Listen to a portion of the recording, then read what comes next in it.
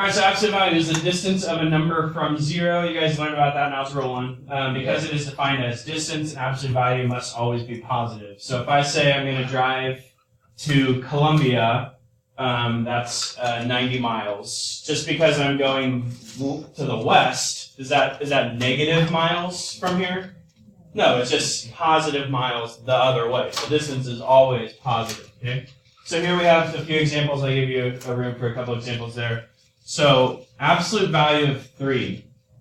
What that's asking me, so on a number line, here's 0, here's 3. How many units away is the number 3 from 0? 3. 3 units. So the absolute value of 3 is 3. Okay, now it's asking me what is the distance. So I'm kind of interchanging the words absolute value and distance of negative 5 from 0. So here's negative 5, here's 0. How many units away is negative 5 from 0? 5. 5 units. So the absolute value of negative 5 is 5. And then what's the absolute value of 2? 2. 2. What's the absolute value of 0? 0. 0. Where do you write this? Where's those examples? So if a number is positive and you take the absolute value of it, what happens? It Stays positive. What happens if you take the absolute value of a negative number? becomes positive. It becomes positive, and obviously absolute value of 0 is 0. So that's just a little bit of Algebra 1 review. So now what we're going to do, we're going to apply that to our graphs that we've been learning about. Okay, so starting off, we're starting with the absolute value of x. So this is the most basic absolute value graph, that y equals absolute value of x, okay? So what we're going to do, we're going to plug these numbers in. We're going to do like an input-output machine, so we can show our work in the middle. That's what the middle column is for, okay? So the way it's going to work, let's take the number negative 5, and we're plugging it in for x. So what is the absolute value of negative 5? 5. Positive 5.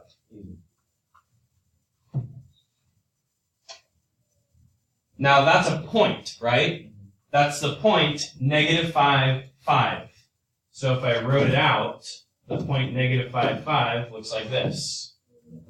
So left 5, up 5. So I'm going to go left 5, up 5, and put a point on my graph.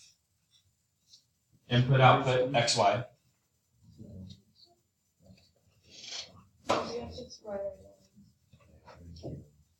Okay, so now the next one, we're plugging in negative 3. So what is the absolute value of negative 3? 3. Positive 3. There's not a ton of work to show here, but what's the absolute value of negative 1? 1. 1. What's the absolute value of 0? 0. What's the absolute value of 1? 1. 3. 3. 5. 5. Now plot each of those points on your graph. So we then have negative 3, 3. Negative 1, 1. 0, 0. 1, 1. 3, 3, and 5, 5. So what shape do you see? Yeah, that straight line V graph. We did a few of those last class. So now go ahead and connect your points. This is the graph of the absolute value of x. So what causes the V shape? Why isn't it because this is really similar to a straight line, right? What's the only difference? How could I make this a perfectly straight line? What would I need to do? What could I do to this side? I could just drop it down, right? If I just reflected this, and if I erase that whole side, and then I drew it down here, we'd be back to a straight line. So what causes it to not go down? Because y can't be negative. The outputs can't be negative, right? So even though the inputs are negative, all of these are negative, right? As we go to the left, the graph has to go up because distance is positive. If you take the absolute value of a negative number, you go up because the output is positive. So that's how we get that, that V shape. Okay, now what was the domain of that graph? Will it ever stop going to the left? Will it ever stop going to the right? No. So the domain is all real numbers. So domain, all real numbers. That's down underneath the graph, I think, on your paper. Now the range, is it ever going to be down here? Is it ever going to hit my arm? No. So where on the y-axis does the graph start? 0. 0, and then it goes up forever. Because remember, range is up and down. So 0 to what? Infinity. And that is a solid point, right? That's a point on the graph. So the range will be 0 up to infinity. How do you normally do that in interval notation? We're always going to answer that in interval notation. Pretty much always. The only other time we're going to do the other. All right, next one. Now, what do you notice? What is the absolute value multiplied by? A negative 2. It's multiplied by a negative number in front. So think of the transformations we talked about on your warm-up today. What is a negative in front going to do to the graph? Flip it vertically. Going to flip it upside down. Good, vertically. And then what's that 2 going to do? Don't ignore the negative. 2 is greater than 1. Stretch. So it's going to be stretched. So when we plug these points into our little input-output machine, that should happen. So let's see what happens. So let's start off with negative 2 times, and now we're plugging in negative 5 into the absolute value. So what is the absolute value of negative 5? 5. 5 times negative 2 is? Negative 10. Yeah. So our output can be negative if you multiply a number on the outside. The absolute value itself was positive, right? Mhm. It was 5. But then that gets multiplied by something on the outside. So our output can be negative. The absolute value just can't be negative. Okay? So let's do one more of these, and I'm going to have you finish this table off. So now we have negative 2 times the absolute value of negative 3. So I'm inputting that in for x. You always do the absolute value first. So what's the absolute value of negative 3? 3. Positive 3 times the negative 2 in front would be negative 6. So finish out the rest of that table real quick and then plot your points.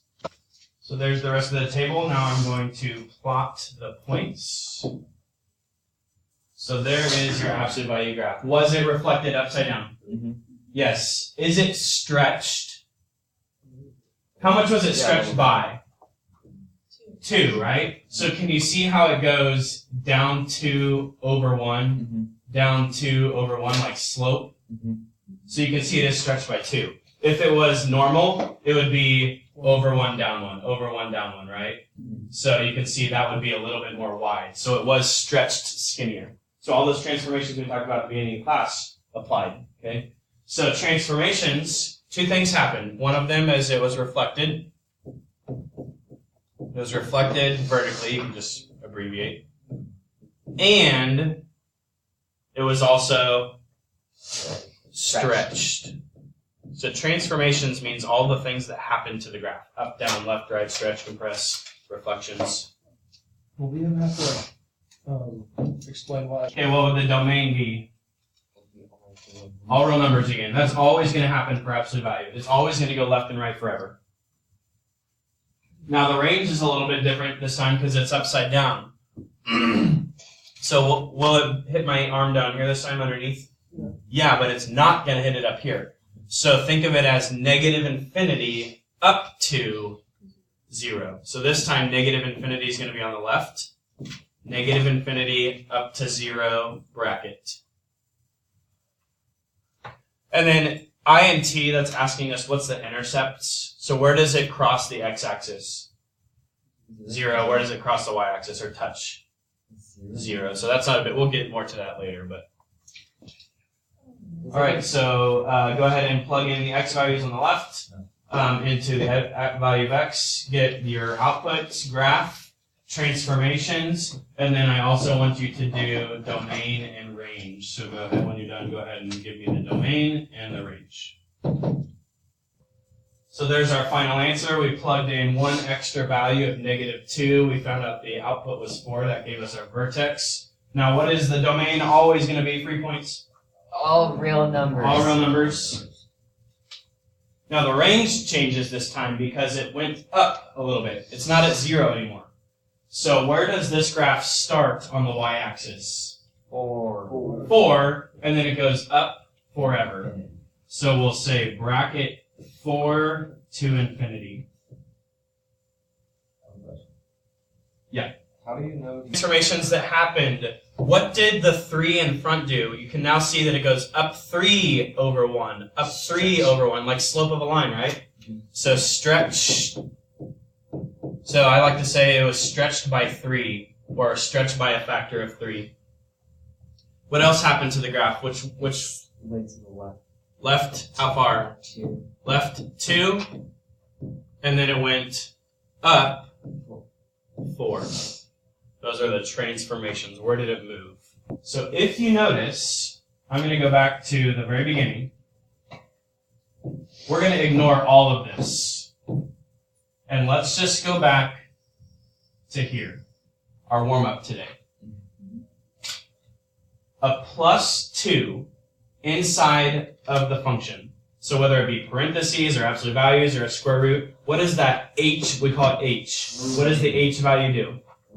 Left and right, but it's opposite. So if it's +2, which direction is that actually going? Negative. Left 2. Good. And then what is this k value? We call it k, a number out back that's added or subtracted to. Up or down? Up or down. Those 2 points give you the vertex. So left 2 is -2, right? It's the opposite of this number. And then up 4. Left 2, up 4, that's the vertex, right? The transformations, left 2, up 4.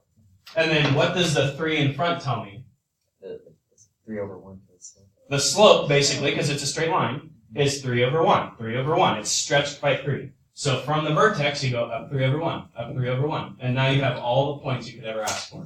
And obviously we know it's symmetric, so that's happening on both sides. Up 3 over 1, up 3 over 1, and we're done. So which one was easier? Filling in that entire table, and we didn't even get the whole graph. We had to go plug more points in. Or just memorizing A, H, and K. That's much easier, right? Yeah. Okay. So from now on, we're not going to use the table anymore. We're done with tables. So we use the table to figure out why it's doing these shapes, why it's making a V, why it's moving. But now if you remember those transformations, it'll make your life much easier. Okay? So we're going to skip that for now. That was basically your warm-up, AHK. And we're going to, okay, so we're going to do one of these together. So what is the A value? So here's our problem. What's the A value? 2. It's 2, which tells me what about my graph? It's going to be stretched and slope. It's stretched by a factor of 2. Up 2 over 1. Up 2 over 1. Okay, what is my H value? Would it be just 4? It's actually +4. It's opposite, right? Which tells me it's going to go which direction? Left. To the right. Oh my god. Come on. Wait. It's negative. It's negative, 4. so the H value is opposite. It moves to the right. Hold on, how's H That's value not- opposite because of absolute value? No, because of our formula. Our formula. Our is formula is x minus h. It's opposite. So if the minus sign is already there, that's part of the formula, which means h itself is +4. The way that you wrote it is And then k is what? 5. K is 5, which tells me what about the graph? It's going to go up. Up 5. Okay? So now we're just going to do one of these together, and then we're going to actually, let's do one of these together, and then I'm going to have you do a whole bunch of these on the whiteboard so you get really good at it. Ooh. So what is my vertex? First thing we always want to write is the vertex. E. The opposite of this number, 4. 4 and 5. 5. So in other words, h is 4 and 5 is k. So over 4, up 5. That's the vertex. Okay? What is my slope or stretch or compress value? Up to Two. over- up to Two. over- up to over- So up 2 over 1 on each side, right? Up 2 over